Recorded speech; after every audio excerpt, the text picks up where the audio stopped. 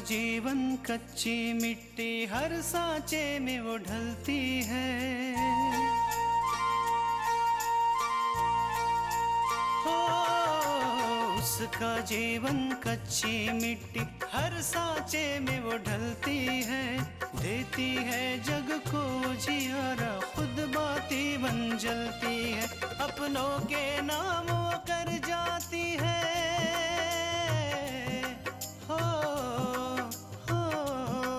अपनों के नाम वो कर जाती है। सारा जीवन अपना बन के बेटी भाभी माँ वो सच कर दे हर सपना।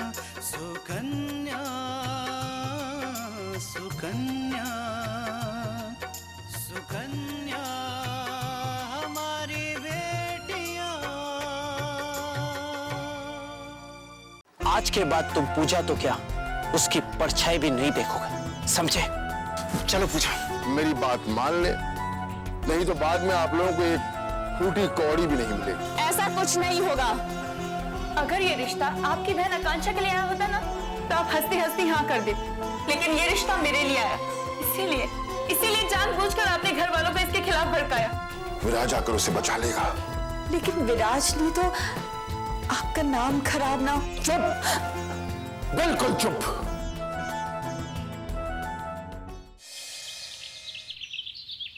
बेटा, दूसरों को खुश देखकर जो खुशी मिलती है वो किसी को बताई नहीं जा सकती।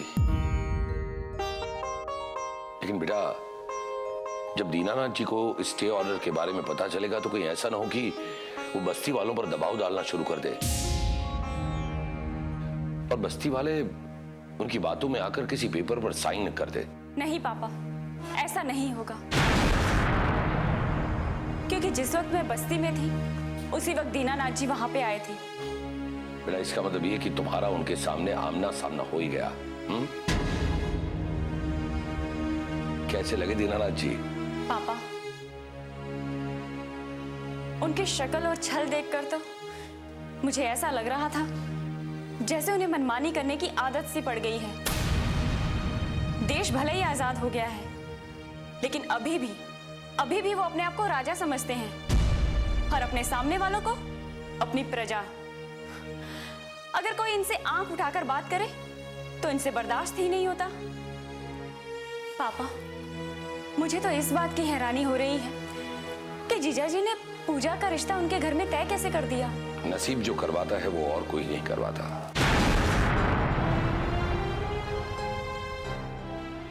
पर चलो, समय के रहते उन्होंने अपनी गलती सुधार ली।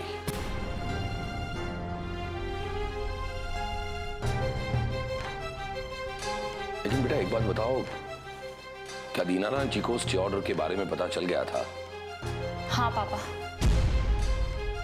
और वो बस्ती वालों के साथ चिकनी चुपड़ी बातें करने भी आए थे। और इतना ही नहीं पापा, आज तो उन्होंने बस्ती वालों को मुआवजा देने की भी बात कही। लेकिन वो तो मुआवजा देने से मना कर रहे थे ना? शायद वो अपनी हार से डर गए थे पापा, और इसीलिए उन्होंने मुआवजा देने की बात की, वरना कल तक तो वो उन्हें फूटी कोड़ी भी नहीं देना चाहते थे। खैर, हम सब ने किसी भी तरह का समझौता करने के लिए या उनसे किसी भी तरह का मुआवजा लेने के लिए मना कर दिया है, और हमने उनसे कह दिया है पापा कि अब वही होगा जो कोर्ट का फैसला होगा। फिर तो बहुत नाराज हुए होंगे ना?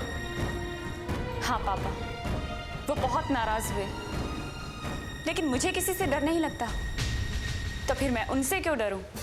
हाँ बेटा, तुम्हें किसी से डरने की कोई जरूरत नहीं। तुम देखना, तुम ये केस भी सच्चाई के दम पर ही जीतोगी। पापा,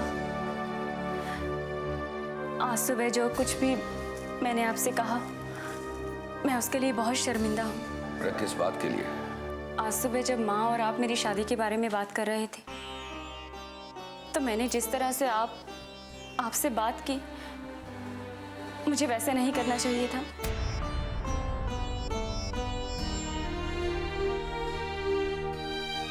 मुझे माफ कर दीजिए। कोई बात नहीं बेटा।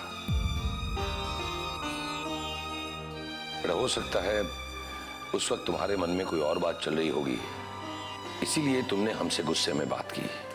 लेकिन आकांक्षा, हमेशा एक बात याद रखना, बच्चों की बात का कभी भी माँ बाप को बुरा नहीं लगता। मैं जानती हूँ पापा कि आप लोग जो कुछ भी करेंगे वो मेरी भलाई के लिए ही करेंगे। और मैं आपसे वादा करती हूँ, मैं आपकी हर बात मानूंगी। सच आकांक्षा? जी पापा।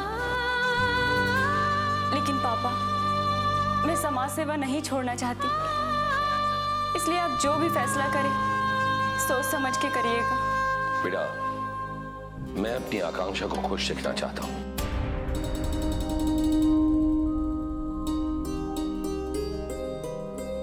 अगर तुम्हारी खुशी इसी में है तो मैं तुमसे वादा करता हूं कि मैं लड़के वालों को सब कुछ सच बताकर ही बात आगे बढ़ाऊंगा।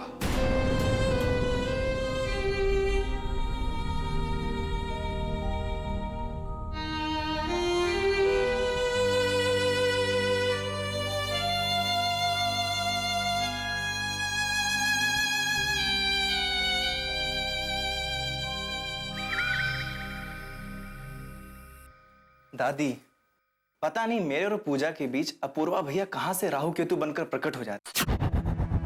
जरा सी बात की नहीं, जरा सुकून से बैठे नहीं कि सामने आके प्रकट हो जाते। अब इसमें हंसने वाली कौन सी बात है? अरे बचवा, प्यार के दुश्मन तो जमाना हमेशा से होता रहा। इमा कौन सी नई बात है? दादी, नई बात यह है कि पूजा के घर वाले उसकी शादी कहीं और कराने पर जोर डाल रहे हैं और वो बेचारी अकेले पड़ गई है। हाँ? अब इसमें हूं वाली क्या बात है? आप हमसे कही थी कि बाबूजी से हमारे रिश्ते के बारे में बात करेंगे, आपने की? कहीं दादी ऐसा ना हो कि पूजा का रिश्ता कहीं और हो जाए और हम हाथ पे हाथ रखकर बैठे रह जाएं। बबुआ, हम बात जरूर करब, पर वो का है ना, वो जो है आकांक्षा, उसकी वजह से बहुत परेशान है तीनों। हम बात करब तो वो नाहक और परेशान हो जाए ना। तो हमारा क्या होगा दादी?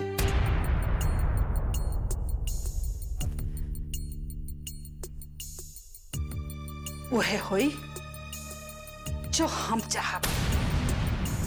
तो हर बिया होई तो सिर्फ पूजा से, कौन और से ना। सच दादी? दीनानाथ जी, दीनानाथ जी बाहर आइए।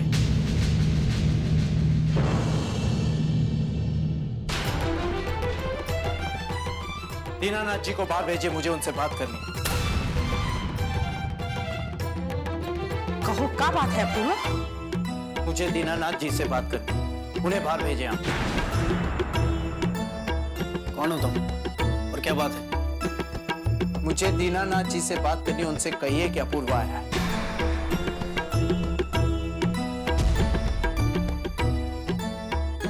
ओह, तो तुम हो अपूर्वा। मैं कौन हूं ये जानने से बेहतर है कि आप अपने पिताजी को बाहर भेजे, मुझे उनसे बात करनी है। अपूर्व!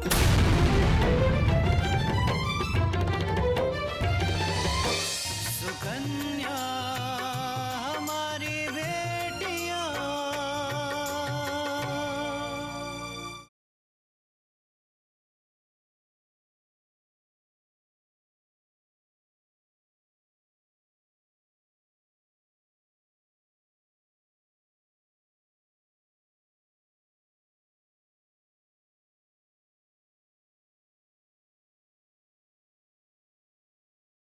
सुकन्या हमारी बेटियां। जो भी बात करनी है मुझसे करो, और वो भी नीची आवाज में, क्योंकि इस घर में सिर्फ मेरे बाबूजी की आवाज ऊंची होती है। मैं विराज हूं, श्री दीनानाथ जी का बड़ा बेटा। ओह, तो तुम हो उनके महान बेटे जिनके चर्चे राजनगर की गली गली में आम। ये सब तो तुम पहले भी कह चुके हो। कोई और नई बात है तो बोलो, वरना अभी इसी वक्त इस घर से निकल जाओ। विराज,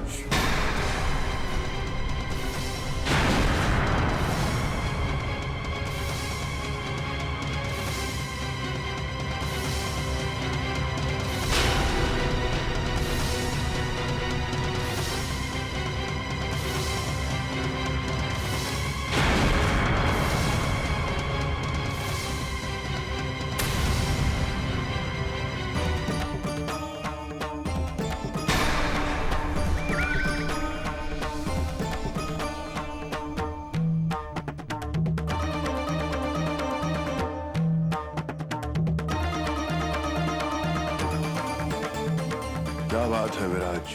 बात क्या है वो मैं आपको बता दूं। आज मैंने आपके बेटे विशाल को मेरी बहन के साथ देखा।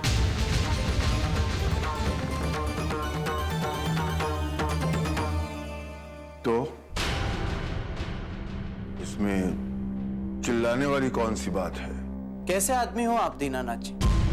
एक बार मैं जिस रिश्ते को ठोकर मारकर चला गया, आप फिर भी उसी रिश्ते को कायम रखना चाहते हैं।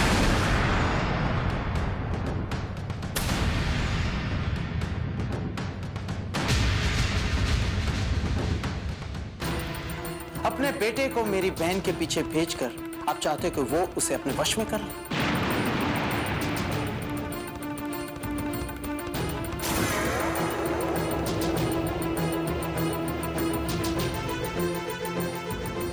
देखो अपूर्व, न हमारे पास इतना समय है, न हमारी सोच इतनी छोटी है। हमें क्या जरूरत है कि हम ऐसा काम करें? आप ही को जरूरत है दीनानाथ, क्योंकि आपका जो कारोबार है उसके कारण आपके घर पे कोई भी शरीफ इंसान रिश्ता लेकर नहीं आता।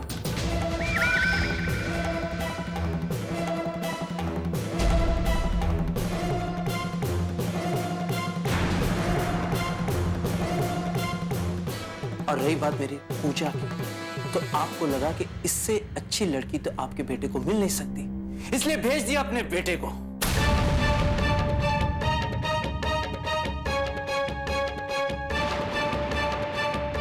तुम्हारी बहन कोई दूध पीती बच्ची नहीं है। हम पर चिल्लाने से अच्छा होता अगर तुम अपनी बहन पे चिल्लाते, उसे काबू में रखते, उसे डांटते, उसे मना किया होता कि वो हमारे बेटे से ना मिले। दीनानाथ जी, बासापूर्वा,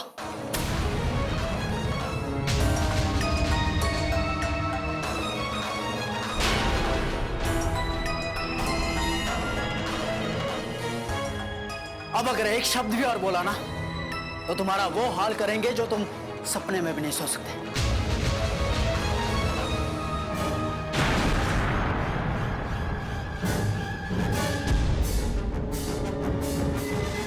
खून में इतनी गर्मी है ना तो जाके अपनी बहन को संभालो। हम भी तो कह सकते हैं कि तुम्हारी बहन ये दौलत शौहरत देखकर मेरे भाई को फंसाने जा रही हो। विराज, अगर मेरी बहन के बारे में एक शब्द और कहा ना, वरना क्या, ये जो वरना वाली धमकी है ना, ये जाके किसी और को देना।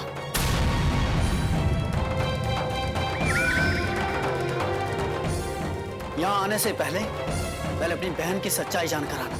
और हाँ, एक बात और, अगर आज के बाद मैंने तुम्हें अपने बाबूजी से ऊंची आवाज में बात करते हुए देख लिया ना, तो मुझे तुम्हारा टेटुआ दबाने में कतई देर नहीं लगेगी, समझे?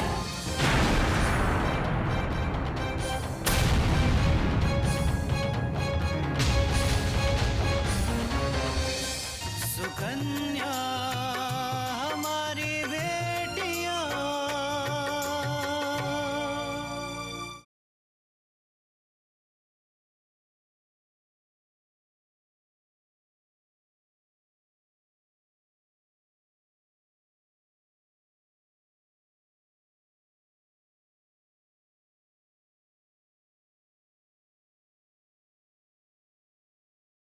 सुकन्या हमारी बेटियां। अगर आज के बाद मैंने तुम्हें अपने बाबूजी से ऊंची आवाज में बात करते हुए देख लिया ना, तो मुझे तुम्हारा टेटुआ दबाने में कतई देर नहीं लगेगी, समझे?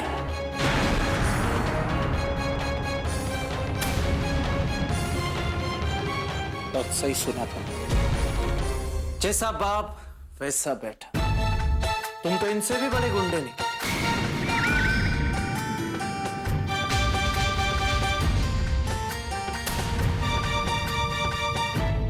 लेकिन आप लोग एक बात याद रखना, अगर फिर से विशाल ने मेरी बहन से मिलने की हिम्मत की तो वो उसका आखिरी दिन होगा।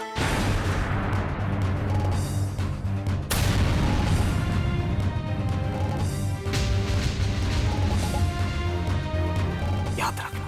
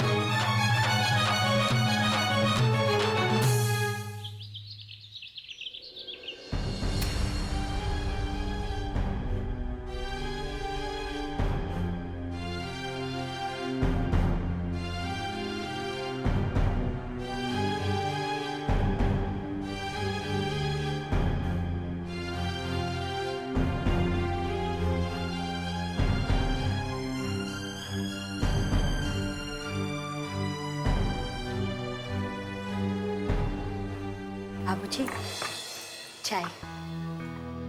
बाजी। दुल्हन जी, पूजा को चाय नाश्ता दे दिया? जी माँ जी, हम उसके कमरे में गए थे लेकिन उसने नाश्ते के लिए मना कर दिया। आप कहती हैं तो हम उसके कमरे में दोबारा नाश्ता देंगे। कोई जरूरत नहीं उसके लिए फिर से नाश्ता ले जाने। अगर उसको नाश्ता करना होगा तो यहाँ आकर कर लेगी, समझी? बेटा, सुबह सुबह इतना गुस्सा अच्छी बात नहीं है। माँ, मुझे कल रात से ही गुस्सा आ रहा है और गुस्से के मारे मैं सो भी नहीं पाया। देखो अपूर्वा, माना कि पूजा से गलती हुई, लेकिन बेटा गुस्सा करने से क्या फायदा? हमें कोई ना कोई रास्ता तो जरूर निकालना होगा। पापा, मैं पूजा पर गुस्सा नहीं हूँ। मैं उस दीनानाथ और उसके बेटे विराज की बातों से गुस्सा हूँ। दीनानाथ? लेकिन बेटा दीनानाथ तुमसे कहाँ मिले? पापा, वो मुझे कहीं नहीं मिले। कल रात को मैं दीनानाथ के घर गया, उन्हें समझा नहीं कि अपने बेटे विशाल को पूजा से मिलने से रोके।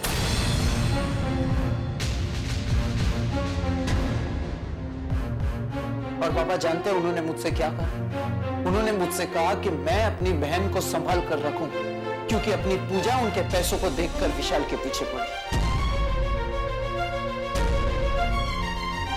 ये बात सुनकर पापा मुझे बहुत गुस्सा, मन किया कि दोनों को गला दबा दूं।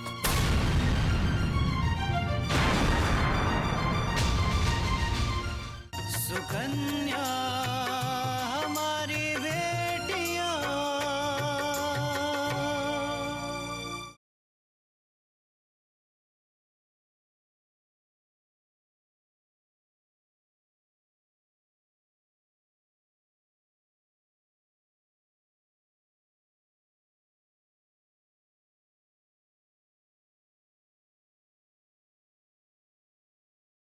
सुकन्या हमारी बेटियां।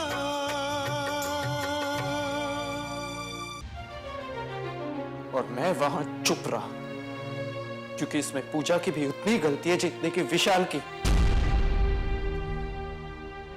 मां, मैं हार गया। मैं अपनी बहन से हार गया मां। देखो, तुम दुखी मत हो, हम पूजा को समझाने का कोई ना कोई रास्ता जरूर निकाल लेंगे।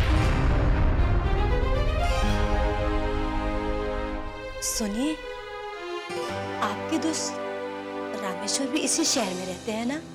हाँ। उनका बेटा पूजा की उम्र का ही है ना? आप बात करिए ना, आप जाके एक बार उनके बेटे से मिलके आइए ना। अगर वो अच्छा काम कर रहा होगा और लड़का अच्छा होगा तो उसी से शादी की बात चलाइए ना। ये अच्छी याद दिलाई तुमने कन्या। रामेश्वर बहुत ही मेहनती और ईमानदार आदमी है, और उसने जरूर ये संस्कार अपने बेटे में भी डाले होंगे। मैं आज ही उन लोगों से मिलता हूं।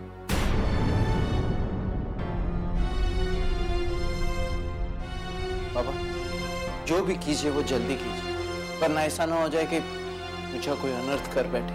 नहीं बेटा, पूजा भोली है पर ना समझ नहीं।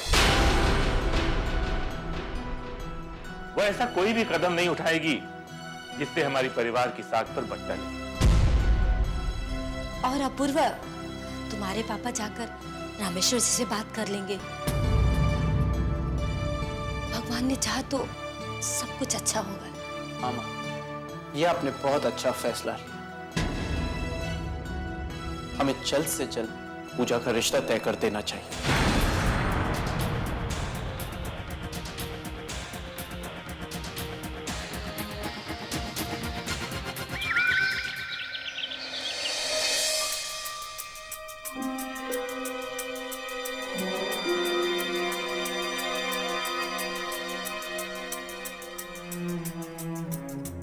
विशाल पूजा से मिलता है, उससे बात करता है।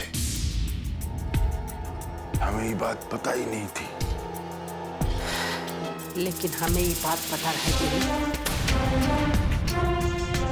क्या तुमको पता था अम्मा? तुमने हमें बताया नहीं, वरना कल हम अपूर्वा को उसकी बहन के लिए इतना जलील करते कि वो जिंदगी में कभी हमारे सामने सर ना उठा पाता। वो तो वैसे भी ना उठा सकते, काहे कि जौन दिन उन्हें पहले बार तुहार बेइज्जती की रही ना, वही दिन हमने सौगंध ले ली रही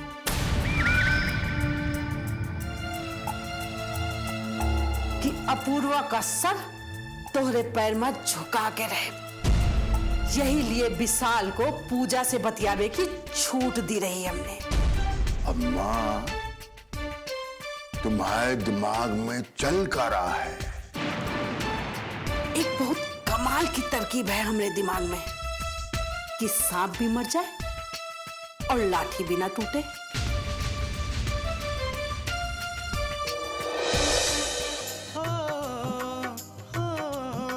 अपनों के नाम वो कर जाती है सारा जीवन अपना, बन के बेटी भाभी माँ वो सच कर दे हर सपना। सुकन्या सुकन्या